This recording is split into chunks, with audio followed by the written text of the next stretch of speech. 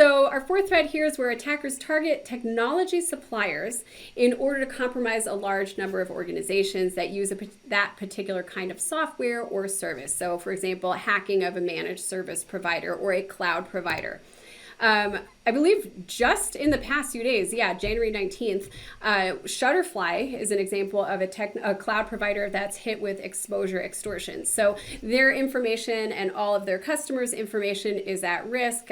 People's intellectual property, photographs they've taken, packages they've put together, things like that. So they were unfortunately hit with Conti. Just another example of a cloud provider that's been hacked, and the ripple effects impact many, many people. Also, there's the Kronos hack. So Kronos is a cloud provider that provides payroll, time card systems, and tens of thousands of workers around the country are being impacted by this. I believe there's about 20,000 workers in the city of New York that have seen payroll disruptions or payrolls incorrect. And many, FedEx is another company that's been hit with this, PepsiCo. Many organizations depend on the Kronos private cloud in order to properly pay employees and track time, and they've reverted to spreadsheets. So this is causing a huge amount of damage right now. Not only is it disrupting people's paychecks, it's causing extra time because payroll and finance clerks have to start tracking information on spreadsheets. And then there are errors. So after the fact, it's going to take many organizations weeks of work to go back, figure out what the errors were, fix them, and account for everything. So a lot of ripple effects for this.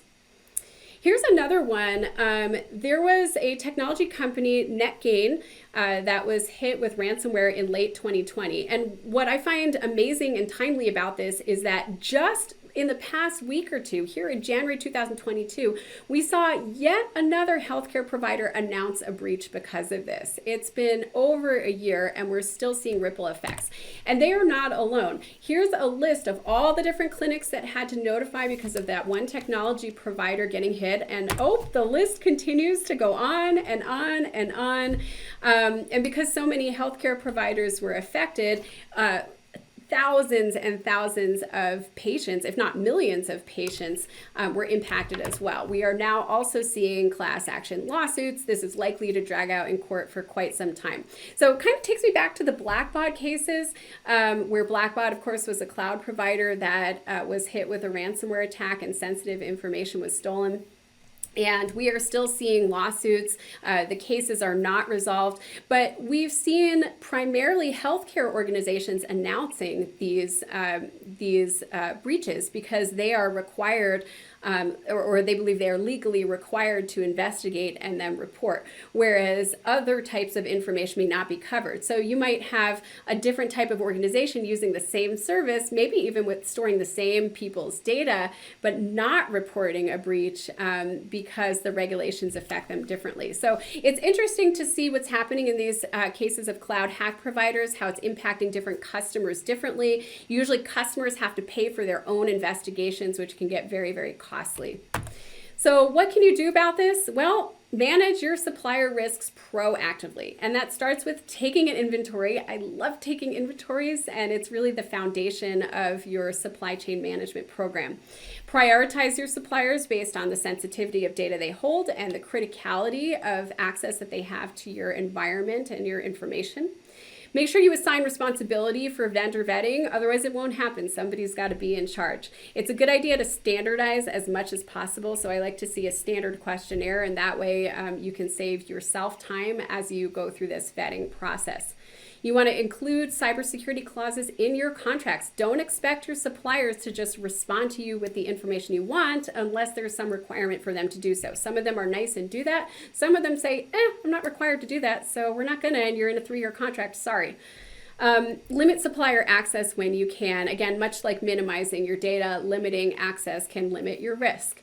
And finally, for your key suppliers, involve them in your response planning. Otherwise, you may have an expectation that Microsoft will call you back in a certain amount of time. But unless you actually talk to them and understand what their expectations are, not Microsoft specifically, but any supplier, then you may be practicing your incident response planning and processes without having a realistic expectation. So make sure you identify those key suppliers and you involve them when you're planning for your response. All right, there have been so many hacks of technology providers, from Kronos to SolarWinds to Blackbaud to Shutterfly to Netgain to Tyler Technologies from a couple years ago, and many, many others, that we're starting to see movement from regulators and legislators. So here's a couple examples. Just in the past few months in the UK and the United States, we're starting to see financial industry regulators really taking some action. So in the UK, they're starting to step up scrutiny of these cloud computing providers. In the United States, we had a major leap forward this fall when banking regulators banded together and issued a 36-hour cybersecurity breach notification requirement. And the interesting thing about this is it applied to banks, but also to bank service providers. So any technology providers that a bank relies on, if there's some kind of disruption that could impact a bank's operations, they need to notify the bank, which may in turn need to notify regulators. This is not necessarily a public notification. It's I actually think it's a fairly well-crafted law and not overly burdensome.